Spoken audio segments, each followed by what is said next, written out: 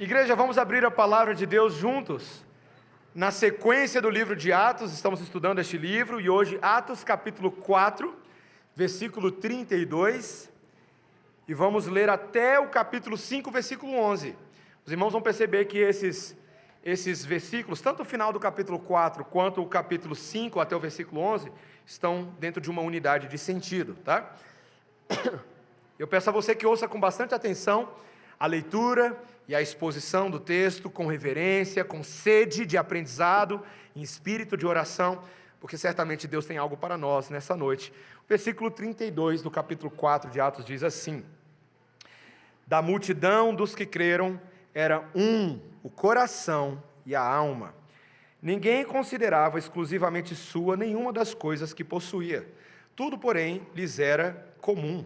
Com grande poder, os apóstolos davam testemunho da ressurreição do Senhor Jesus, e em todos eles havia abundante graça, pois nenhum necessitado havia entre eles, porquanto os que possuíam terras ou casas, vendendo-as, traziam os valores correspondentes e depositavam aos pés dos apóstolos. Então se distribuía a qualquer um à medida que alguém tinha necessidade. José, a quem os apóstolos deram o sobrenome de Barnabé, que quer dizer filho de exortação, levita, natural de Chipre, como tivesse um campo, vendendo-o, trouxe o preço e o depositou aos pés dos apóstolos. Entretanto, certo homem chamado Ananias, com sua mulher Safira, vendeu uma propriedade, mas em acordo com sua mulher, reteve parte do preço, e levando o restante, depositou-o aos pés dos apóstolos. Então disse Pedro: Ananias, por que encheu Satanás teu coração para que mentisses ao Espírito Santo, reservando parte do valor do campo? Conservando-o, porventura não seria teu? E vendido não estaria em teu poder? Como, pois, assentaste no coração este desígnio? Não mentiste aos homens, mas a Deus. Ouvindo essas palavras, Ananias caiu e expirou, sobrevindo grande temor a todos os ouvintes.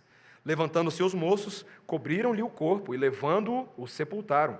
Quase 3 horas depois, entrou a mulher de Ananias, não sabendo o que ocorrera. Então Pedro, dirigindo-se a ela, perguntou-lhe: dize-me, vendestes, portanto, aquela terra? Ela respondeu: sim, portanto. Tornou-lhe Pedro: por que entrastes em acordo para tentar o Espírito do Senhor? Eis aí à porta os pés dos que sepultaram o teu marido, e eles também te levarão. No mesmo instante caiu ela aos pés de Pedro e expirou. Entrando os moços, acharam-na morta, levando-a, sepultaram-na junto do marido. E sobreveio grande temor a toda a igreja e a todos quantos ouviram a notícia destes acontecimentos. Vamos orar, irmãos. Senhor, queremos ouvir a tua voz nessa noite. Fala conosco. Pedimos isso em nome de Jesus. Amém.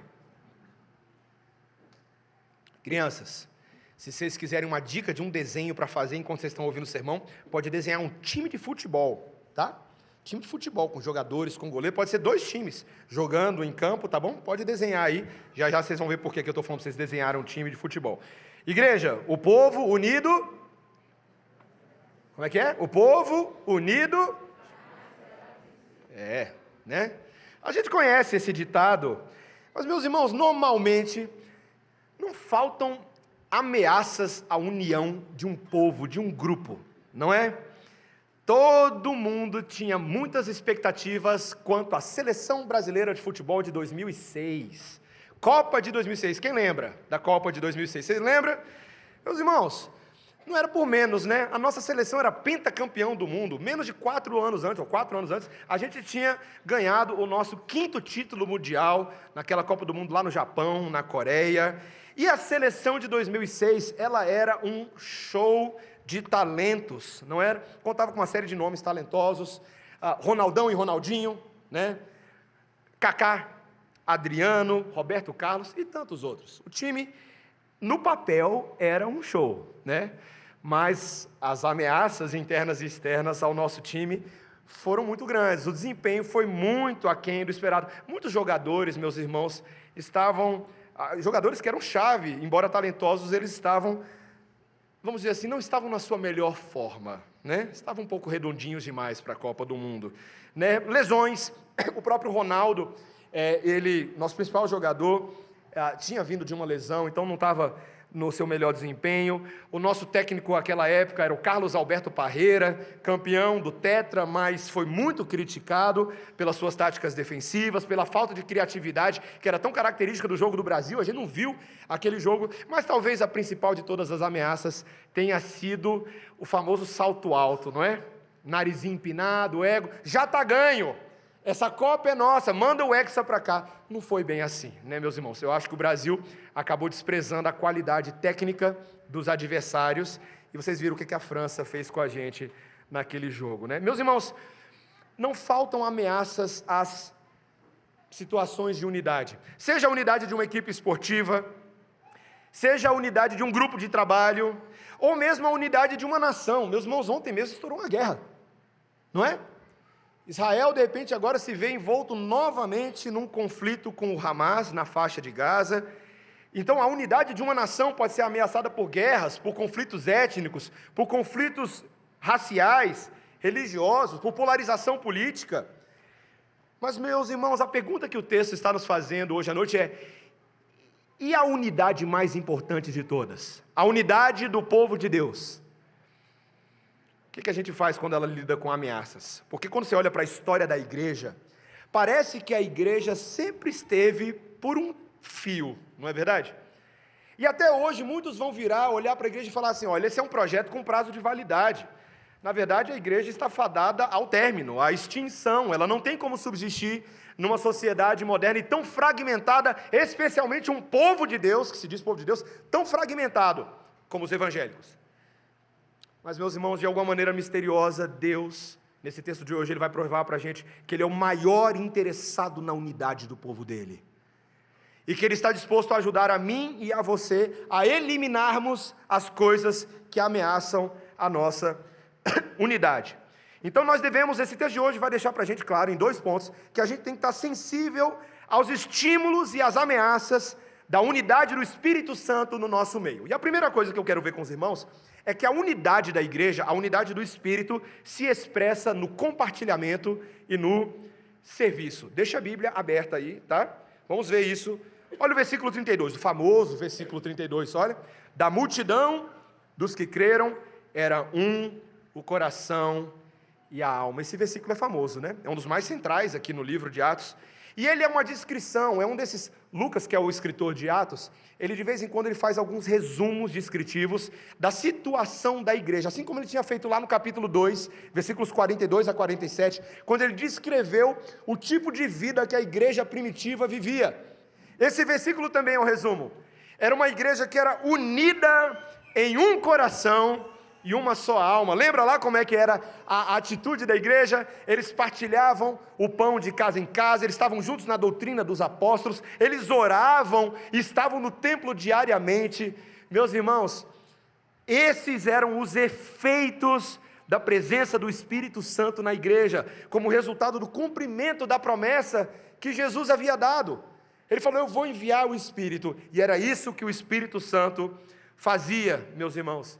Tudo que era obra do Espírito era uma confirmação da obra de Jesus. Novamente, ele resume para a gente, olha o versículo 33. Com grande poder, os apóstolos davam testemunho da ressurreição do Senhor Jesus, e em todos eles havia abundante graça. Porque Jesus ressuscitou, porque Jesus subiu aos céus, porque a obra de perdão, de restauração havia sido feita, havia graça, havia proclamação. Os apóstolos eram representantes desse reino, e com sinais, com prodígios, com milagres, todos estavam vendo o que acontecia. E meus irmãos, veja, o fruto da vida do Espírito Santo na igreja era muito concreto, não era teórico, não havia teoria. O versículo 34, vai deixar claro para a gente que um dos efeitos disso é de que não haviam necessitados naquela comunidade. Não haviam pessoas pobres, desamparadas, não tinha. Porque à medida que surgia alguém com necessidade, elas eram supridas voluntariamente pelas pessoas. Meus irmãos, veja, talvez você não saiba disso, mas a igreja primitiva estava cumprindo a lei de Moisés. Porque lá em Deuteronômio capítulo 15, havia um mandamento de Deus, de que a igreja se atentasse para que não houvesse desamparados no seu meio. E como que eles deveriam fazer isso? Eles deveriam cuidar das necessidades uns dos outros. Nesse caso aqui, eles estavam vendendo seus bens e levavam o dinheiro aos apóstolos para que se distribuísse aos necessitados. Então, eu tenho uma aplicação logo de cara para você aqui. Eu quero que você perceba algo. Quando o Espírito de Deus está presente na igreja e faz a igreja ter um coração e uma só alma, o efeito disso é de que não tem necessitados no nosso meio. Você está vendo que não é uma presença teórica do Espírito, é uma presença real. O radar do não importar-se apenas comigo mesmo, mas me importar com meu irmão, esse radar ele fica bem ativo, porque o Espírito Santo está promovendo isso em nós. É uma vida concreta, é uma vida real, é uma vida compartilhada, e é uma vida que era exemplarmente imitada, meus irmãos. Veja que o texto agora vai introduzir para a gente aqui um personagem muito famoso como exemplo de atitude na vida da igreja. Viu aí no versículo 36? José, a quem os apóstolos deram o sobrenome de Barnabé, que quer dizer filho de exortação, levita, natural de Chipre. Meus irmãos, é ele mesmo, é aquele Barnabé, lembra? Era seu nome, Barnabé, natural de Chipre, lembra? Todo mundo cantou já, né? Na cabeça eu sei que você já tinha cantado, então eu só verbalizei para você, tá? É ele. Esse homem que ao longo do livro de Atos vai ser tão importante no ministério dos apóstolos. Nós vamos ver Barnabé ainda muitas vezes, é o mesmo Barnabé que intercedeu por Paulo, lá em Atos capítulo 9, versículo 27, é o Barnabé que encorajou a igreja de Antioquia da Síria, no capítulo 11, versículo 22, é o Barnabé que liderou o trabalho missionário no exterior, lá no capítulo 11, e que deu continuidade à obra missionária, mesmo quando ele teve desentendimento com o apóstolo Paulo, lá no capítulo 13, é esse Barnabé. Era um homem fiel, um servo de Deus. Mas aqui o que nos chama a atenção, meus irmãos, é que o texto diz que esse Barnabé, e aqui é curioso, porque o nome dele na verdade era José, né? Aí os apóstolos deram o nome dele de Barnabé como uma espécie de apelido, um sobrenome que era filho de exortação, um homem que tinha uma habilidade de exortar pela palavra, uma espécie de um profeta, né? Mas o que chama atenção é porque ele é mencionado por ter vendido um campo que ele possuía, está aí no versículo 37. Ué, e por que isso não chama tanta atenção? Sabe por quê? Porque o texto diz que ele era um levita. E se você conhece a Bíblia, os levitas, desde o Antigo Testamento, esses da linhagem dos levitas, eles não herdavam terras. Eles não eram um povo que tinham terras. Veja, lá em Josué capítulo 21, até menciona que eles herdavam de vez em quando a administração de cidades, tá? Mas, via de regra, os levitas não tinham terra. Então aqui os comentaristas se dividem. Ou Barnabé, aqui no Novo Testamento os levitas começaram a ter terras, ou talvez fosse uma terra da esposa dele. É possível, né? Ele era casado e a esposa poderia ter uma terra. Mas o que importa para a gente é que a terra que ele tem, ele vendeu. Um homem que em circunstâncias normais não teria uma terra, ele pega aquilo que ele tem e ele desimpedidamente dá um exemplo de generosidade. E esse exemplo, nós estamos mencionando aqui 2000 anos depois. O contraste, a gente vai ver já o contraste dele, porque Ananias e Safira foram egoístas, pensaram somente em si mesmos, mas esse homem deu um exemplo de entrega, um exemplo de generosidade. Meus irmãos, generosidade é e deveria ser um dos principais atributos que caracterizam o povo de Deus. Veja, generosidade é um conceito que se fala muito no mundo hoje em dia. Por causa dessa ideia das responsabilidades das empresas, responsabilidade social, muito se fala sobre essa ideia da igreja ser da empresa ser generosa, de ela ter suas causas sociais, dela ser voltada para causas sociais. Então parece que o mundo roubou dos cristãos essa propriedade de serem generosos, mas não deveria haver ninguém mais conhecido pela generosidade do que a igreja. Justamente porque, meus irmãos, porque nós fomos alcançados pela generosidade de Deus. O nosso Deus é um Deus generoso. Afinal de contas, Cristo literalmente se entregou por completo por nós, sem segurar nada. Ele se deu, ele se doou, ele se sacrificou. E a igreja que está em Cristo é chamada a amar a generosidade e a reproduzir a generosidade. Vocês percebem aqui, meus irmãos, que essa doação que os crentes faziam era uma doação de acordo com as necessidades, ela era proporcional, era algo voluntário, não era obrigatório, não era um socialismo forçado. Tem muita gente que gosta de falar assim, olha o comunismo. Não, meus irmãos, não é comunismo não, ninguém estava forçando a igreja a fazer isso não. Eles eram constrangidos pelo amor do Espírito Santo de Deus. Eles faziam porque eles queriam, porque eles amavam.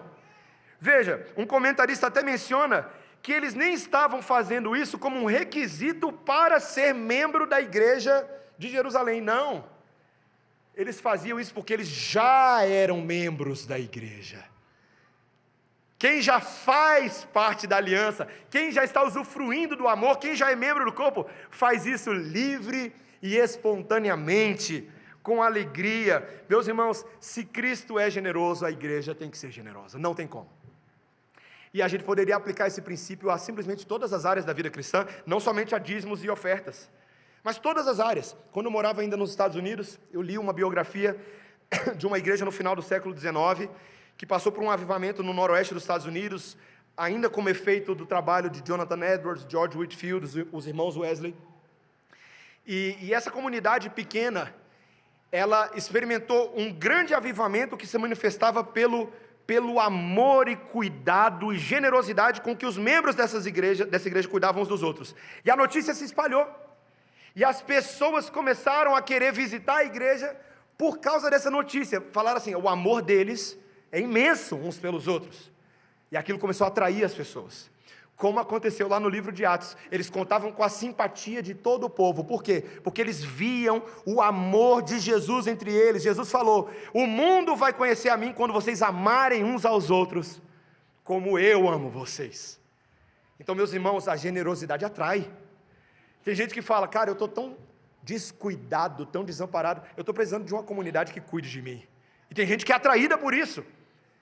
Tem gente que vê o bom perfume de Cristo nessas coisas, e é atraída ao Evangelho pelo testemunho de generosidade. Eu quero te fazer essa pergunta, você tem sido generoso?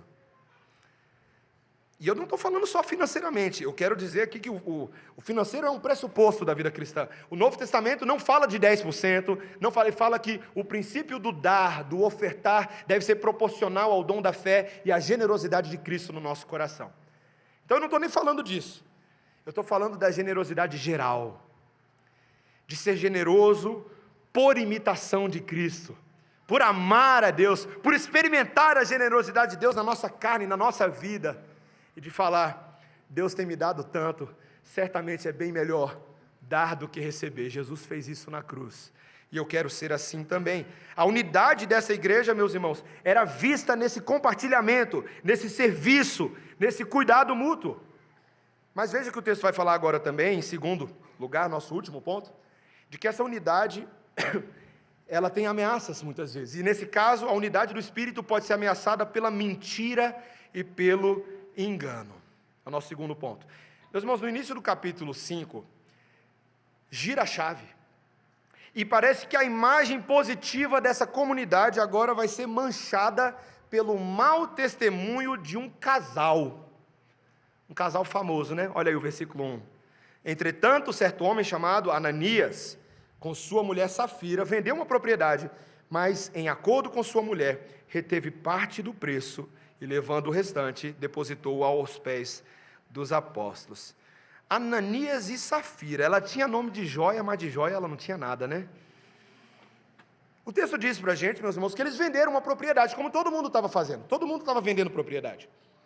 Mas eles entraram num acordo e eles retiveram parte do preço. Quando você lê aqui o texto, parece que não fica muito de cara para a gente qual é o pecado, não é? Eles estão fazendo alguma coisa de errado aqui, eles venderam a propriedade, retiveram parte do preço, mas meus irmãos, a forma como Lucas cuidadosamente registra os verbos no grego, nesse texto, são muito importantes. A palavra que ele usa para reteve aqui, o grego nosfizo, é uma palavra muito rara. Ela aparece pouquíssimas vezes no Novo Testamento, e ela é uma tradução da Septuaginta, de um verbo no Antigo Testamento, que aparece lá em Josué capítulo 7, relacionado a um homem chamado Acã. Lembra de Acã? Lembra de Acã? Conta-se a história que Israel estava mandando bem, derrotando todos os inimigos da terra, Jericó e companhia. Deus era com eles, e o pequeno povo de Israel havia alcançado grande sucesso militar.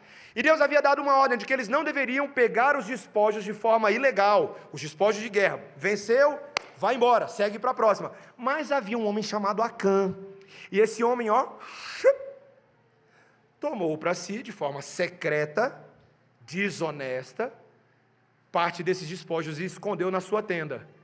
E aí o povo de Israel estava tranquilo, né? Indo para a próxima batalha com um povo pequeno chamado Ai, uma cidade de Ai, que povo pequenininho, o povo de Ai. Nem era para dar tanto trabalho assim, tanto que Josué vira assim, vamos fazer o seguinte, pega aí 3.000 homens, vamos mandar 3.000 homens para lá, e eles dão uma espiada na terra, resolvem a situação, e vai ficar tudo certo. Mas meus irmãos, foi uma vergonha. O texto nos diz em Josué capítulo 7, que eles mataram de cara 36 homens, e botaram o povo de Israel para correr, perseguiram eles até a porta da cidade, e a derrota entrou para a história. Meus irmãos, o povo rasgou as vestes em vergonha. Josué foi diante de Deus falando, Senhor, por que o Senhor fez isso conosco? O Senhor nos tirou lá do deserto, para levar a gente para ser derrotado pelos amorreus, dessa forma tão vergonhosa. Aí Deus vira para Josué e fala assim, tem coisa no meio do povo, tem itens condenados no meio do povo, dá uma procurada lá que vocês vão achar, e aí você vai entender o que aconteceu, e você conhece o resto da história. Eles cavaram, pesquisaram, e descobriram que Acã tinha tomado, e Acã foi morto. Aquele é o verbo que é usado agora. Aquele verbo do que Acã fez, nosfizo no grego, significa reservar para si mesmo de maneira desonesta, de maneira secreta. Esse é o grande ponto. Pedro, pelo Espírito Santo, entendeu claramente que o que estava acontecendo ali era algo espiritual. Olha o versículo 4, olha o que ele diz aí. Então disse Pedro, Ananias, por que encheu Satanás teu coração para que mentisses ao Espírito Santo, reservando parte do valor do campo? Veja, meus irmãos, eles praticaram a mentira, o engano, mesmo sem necessidade. Porque veja, Pedro curiosamente vai explicar que eles nem precisavam ter feito aquilo. Olha o que ele fala no versículo 4, olha aí. Conservando-o, porventura não seria teu? E vendido não estaria em teu poder? Como, pois, assentaste no coração este desígnio? Não mentiste aos homens, mas a Deus. Veja, Ananias, vocês não precisavam vender nada, vocês tinham o direito de ficar com todos os rendimentos da terra de vocês, uma vez que a terra e o dinheiro eram de vocês. Ou vocês ficavam e não vendiam, ou vocês vendiam e contavam a verdade, mas vocês decidiram fazer algo desonesto. E o problema é que vocês não mentiram a Deus, não mentiram a homens, vocês mentiram ao Espírito Santo. Ele fala isso no versículo 3, e no versículo 4 ele fala, vocês mentiram a Deus. Olha o que ele está falando, quando você mente ao Espírito Santo, na verdade você está mentindo a Deus. É uma boa defesa da divindade do Espírito Santo esse texto aqui. O Espírito Santo é Deus. Quando você mente ao Espírito Santo, você está mentindo a Deus. Meus irmãos, era para ser algo de natureza voluntária, era para ser uma caridade.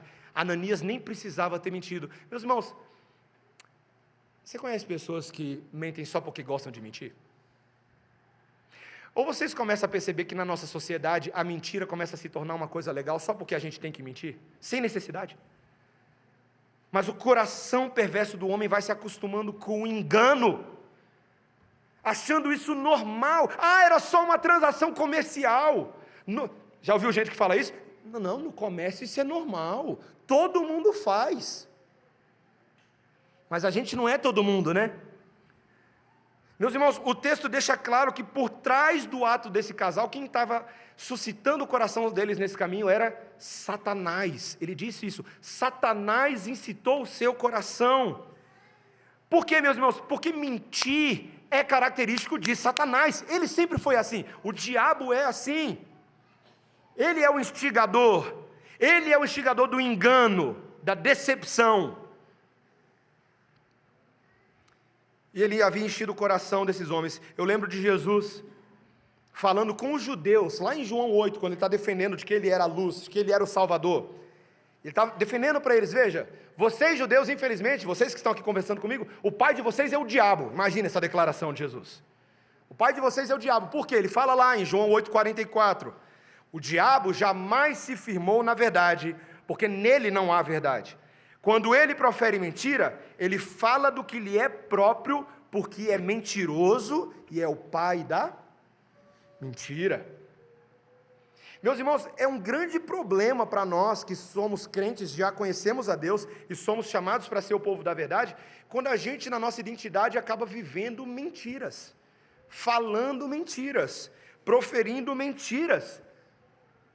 Porque é impossível você falar que você é povo de Deus e viver dessa forma. É o oposto do caráter de Deus. Meus irmãos, Deus é o oposto de Satanás. Números capítulo 23, versículo 19. Deus não é homem para que minta, nem filho de homem para que se arrependa. Porventura, tendo ele prometido, não o fará? Ou tendo falado, não o cumprirá? Meus irmãos, Deus é verdadeiro. Deus é o Deus da verdade. E para você entender a gravidade do pecado, o texto vai dizer para a gente aí no versículo 5, olha o que aconteceu. Ouvindo essas palavras, Ananias caiu e expirou, sobrevindo grande temor a todos os ouvintes. Meus irmãos, Pedro proferiu uma declaração espiritual do que estava acontecendo e ele, bateu as botas na frente de todo mundo. Caiu e expirou, morreu. Crianças, morreu. O texto fala que agora os moços ficaram assustados, tomados de grande temor, mas eles vieram, pegaram ele, sepultaram ele na hora, imediatamente sepultaram. Como se fosse Deus falando assim, tira, vai para lá. E aí de repente, 3 horas depois, o versículo 7 vai falar, que chega a esposa dele, Safira, sem saber o que tinha acontecido. E Pedro vai pegar ela na mentira também. Ele prepara a pergunta para fazer para ela, falando assim, é verdade, Safira, que você havia combinado o seu marido e você, na verdade, vendeu por tanto preço, o preço da mentira, né? Ela fala, sim, nós fizemos assim. E Pedro fala lá no versículo 9, olha comigo, por que entrastes em acordo para tentar o Espírito do Senhor? Meus irmãos, a culpa não era só de Ananias, não, era de Safira também. Ela era tão mentirosa quanto o marido. Ela estava macumunada com ele, nessa mentira para tentar a Deus. Essa palavra também, essa expressão, é uma expressão que aparece muito no Antigo Testamento, ecoa. Aquela ideia do povo de Israel, por exemplo, lá em Hebreus capítulo 2, a gente lê que o povo de Israel tentou a Deus no deserto. 1 Coríntios capítulo 10, eles tentaram a Deus, testaram e tentaram ao Senhor. E, meus irmãos, isso é algo tão impressionante. E Pedro, no caso de Safira, ainda dá uma cortesia para ela, tá? Ele informa ela antecipadamente o que vai acontecer com ela. Meus irmãos, olha aí o versículo 9. Eis aí a porta os pés dos que sepultaram o teu marido, e eles também te levarão. Puf, caiu, vai. Morreu do mesmo jeito. O povo entrou, viu ela morta, leva também. Devia dar um medo de Pedro, né? Cada vez que você entra no quarto tem um morto lá dentro, né? Meus irmãos, esse é um dos relatos mais escabrosos do Novo Testamento, meus irmãos. Esse texto, a gente lê esse texto, você está lá fazendo a sua linda devocional no livro de Atos. Eu quero fazer devocional no livro de Atos porque eu quero experimentar um avivamento, eu quero ter uma vida avivada. Aí você lê o capítulo 5 de Atos, o que você faz com ele? Meus irmãos, infelizmente, alguns leem esse relato de Ananias e Safira e acusam Deus de ser um pouco severo demais. Eles falam assim, veja bem, eu achei que Deus deveria ser amoroso, Deus deveria ser perdoador, não é isso que o Novo Testamento fala?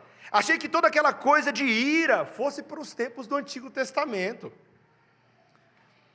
Mas, meus irmãos, esse é o problema da pregação moderna, que super enfatiza a graça e o amor em detrimento dos outros atributos de Deus, que são igualmente verdadeiros. Nós lemos hoje em Hebreus capítulo 12, a gente leu juntos. Você viu o que a gente leu hoje? Hebreus 12 recapitula aquela cena que aconteceu lá em Êxodo 19, quando Deus havia convocado o povo para entregar a sua lei no Monte Sinai. E você lembra como é que foi a cena? Eles viram um monte pegando fogo, saindo fumaça, raios e nuvens espessas de treva. Meus irmãos, o povo ficou aterrorizado. Isso está no livro de Hebreus, no Novo Testamento.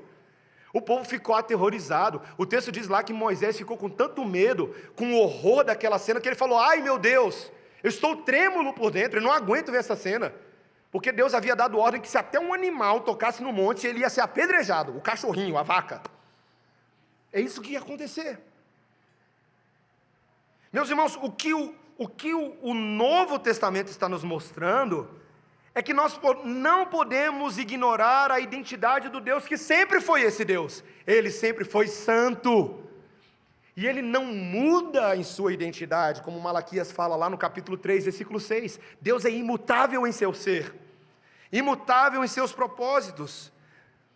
Meus irmãos, veja bem, eu quero que isso fique claro para você. Deus ainda odeia, ainda hoje, Ele odeia o pecado tanto quanto Ele sempre odiou. Ainda hoje. E o julgamento de Deus imediato sobre Ananias e Safira produziu grande medo no coração da igreja. A igreja ficou assustada, a notícia se espalhou. E ali naqueles dias eles aprenderam um pouco melhor sobre quem Deus é. No meio daquele avivamento.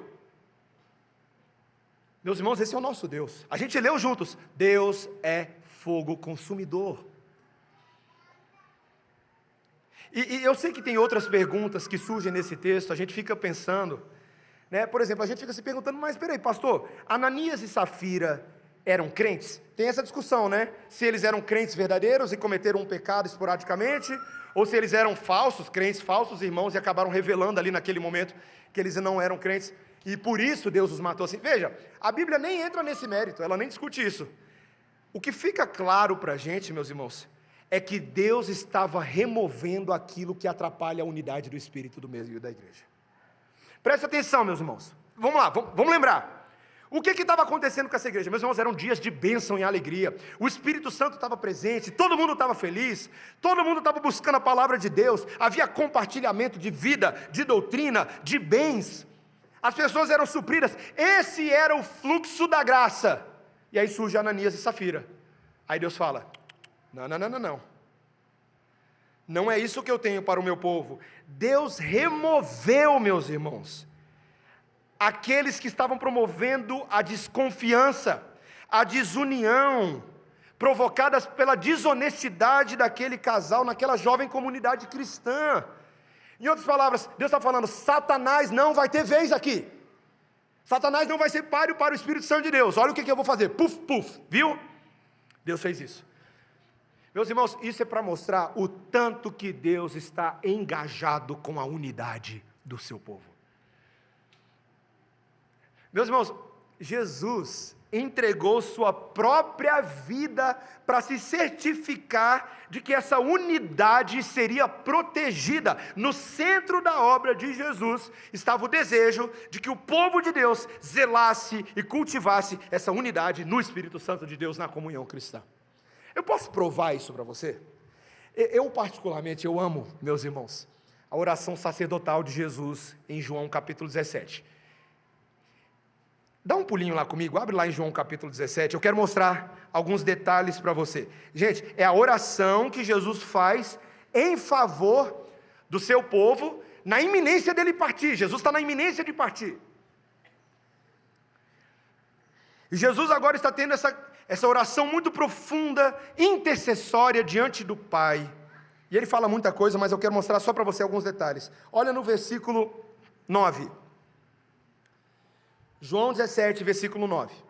É um dos trechos da oração de Jesus, que ele diz assim: é por eles que eu rogo, não rogo pelo mundo, mas por aqueles que me deste, porque são teus. Ora, todas as minhas coisas são tuas, e as tuas coisas são minhas, e neles eu sou glorificado. Já não estou no mundo, mas eles continuam no mundo, ao passo que eu vou para junto de ti. Pai Santo, guarda-os em teu nome que me deste, para que eles sejam um, assim como nós.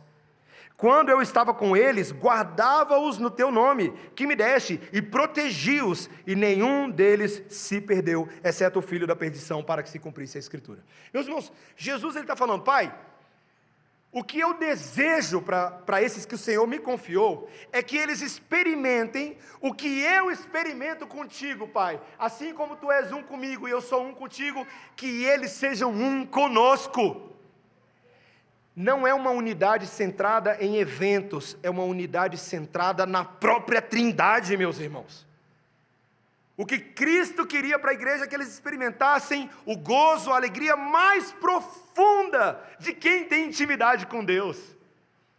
Meus irmãos, na oração final de Jesus, é isso que ele gastou tempo orando diante do Pai. Pai, por favor, faz isso por eles. Posso continuar mostrando? Pula aí para o versículo 20. Veja que agora ele vai falar: não rogo somente por estes, mas também por aqueles que vierem a crer em mim, por intermédio da sua palavra. Ou seja, não somente por esses judeus que estão ouvindo a pregação aqui agora, mas por aqueles que no futuro, os gentios, lá 2000 anos depois, lá na Igreja Presbiteriana Redenção, lá em Brasília, lá no Brasil, lá na Argentina, lá na Dinamarca, os que vierem a crer em mim, eu também estou orando por eles. O que Jesus queria por nós? Lá na frente, olha o versículo 21. A fim de que todos sejam um, e como és tu, ó Pai, em mim, e eu em ti, também sejam eles em nós, para que o mundo creia que tu me enviaste. Eu lhes tenho transmitido a glória que me tens dado, para que sejam um como nós o somos, eu neles e tu em mim, a fim de que sejam aperfeiçoados na unidade, para que o mundo conheça que tu me enviaste e os amaste, como também amaste a mim. Meus irmãos, Jesus não está interessado somente numa unidade pela unidade, é uma unidade evangelística. Quando eles forem um em nós e nós neles, o mundo conhecerás que tu me enviaste. Meus irmãos, olha que coisa maravilhosa, é um testemunho público, e o mundo saberá, quando esse amor for real, quando ele for protegido, quando ele for cuidado, cultivado, as pessoas do mundo saberão que o Filho foi enviado pelo Pai, e terão a oportunidade de crer no Filho de Deus.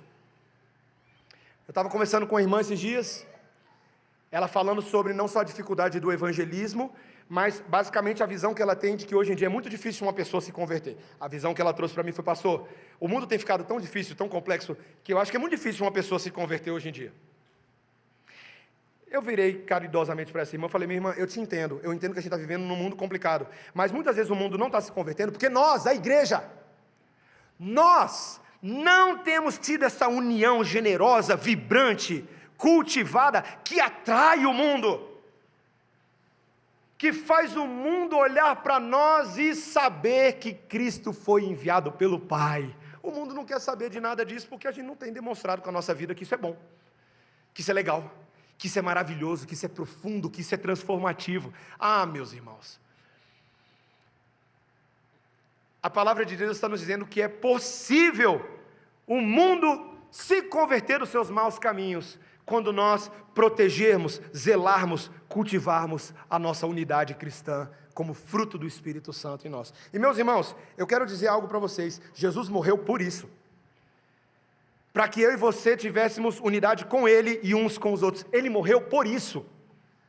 E eu quero dizer mais: se isso é um centro, é uma prioridade na obra de morte e ressurreição de Jesus por nós, isso deve ser uma prioridade para mim e para você. Meu irmão, minha irmã, nós precisamos eliminar do nosso meio as ameaças à nossa unidade cristã. É isso que a Bíblia está dizendo.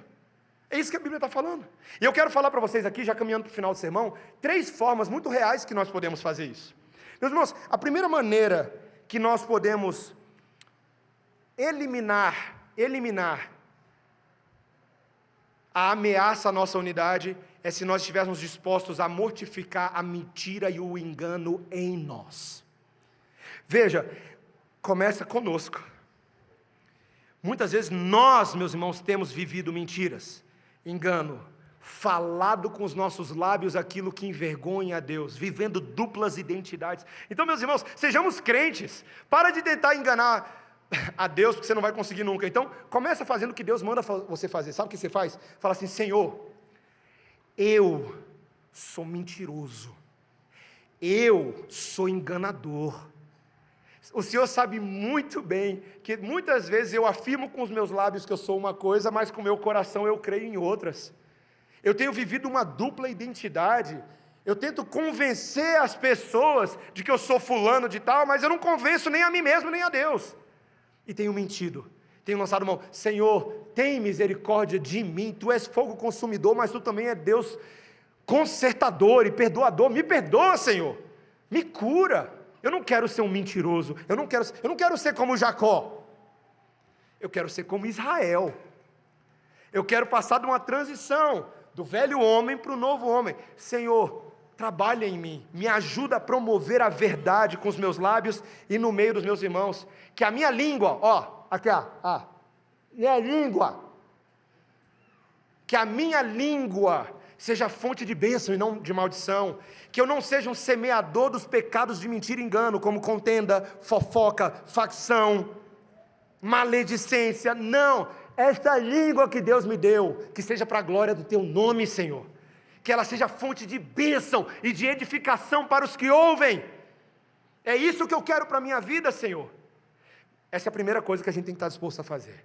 Mortificar o engano na nossa carne. Segunda coisa que a gente tem que estar disposto a fazer. Remover as pessoas que atrapalham a comunhão. Pronto, falei. Veja, meus irmãos. Veja, o que eu quero dizer com isso? Muitas vezes na vida da igreja, há pessoas, pecadores, que são obstinados, mentirosos em sua profissão de fé, pessoas que são incorrigíveis, indispostas a dar uma chance para a verdade, não querem. E foi por isso que Jesus Cristo instituiu a disciplina bíblica. Meus irmãos, a disciplina bíblica foi justamente para fazer a igreja não se acostumar com a massa fermentada, mas para que ela seja saudável. Meus irmãos, terrível coisa é para uma igreja, que faz uma igreja se enfermar de verdade, quando ela se acostuma com a mentira de pecadores contumazes em seu meio. Meus irmãos, veja, para vocês entenderem o que eu quero dizer. Tem vezes que você está na sua casa e você está com fome, só que você está com preguiça de ir na padaria, aí você abre a geladeira e tem aquele pão que é a data de validade de 3 meses atrás. E quando você tira um pedaço de pão, ele é um verdadeiro mapa mundi, tá? É bolor em todos os cantos dele. Aí você começa a fazer algo terrível. Você começa a fazer um julgamento de onde dá para comer, sabe? Aí você fala assim, bom, talvez aqui no Oceano Índico, talvez aqui na parte de baixo da Oceania, pegando aqui com a Nova Zelândia, eu acho que eu consigo. Meus irmãos, comer pão com bolor, sabe o que vai acontecer com você? A mesma coisa que aconteceu com Ananias e Safira, você vai cair duro no chão, você vai bater as botas. Gente, acostumar-se com bolor, com mofo, não é o que Deus tem para a igreja, não é.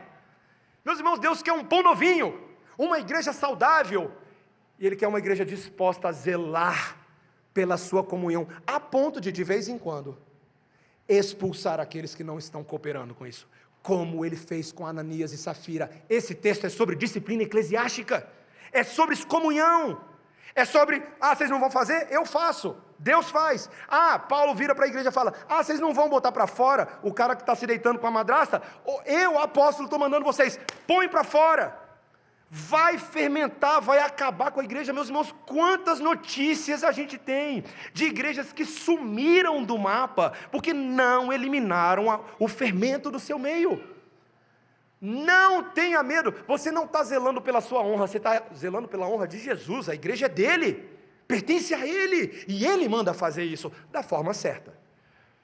É claro, meus irmãos, que a disciplina eclesiástica sempre tem que ser aplicada com amor, visando a restauração daquele que está agindo como um inimigo, buscando restaurá-lo, cuidando dele, dando todas as chances, caminhando a segunda milha, comendo saco de sal. É claro que a disciplina visa a restauração, é óbvio, ela tem que ser feita em amor, mas o nosso amor em primeiro lugar deve vir pelo Senhor da igreja, mais do que pelo próprio pecador.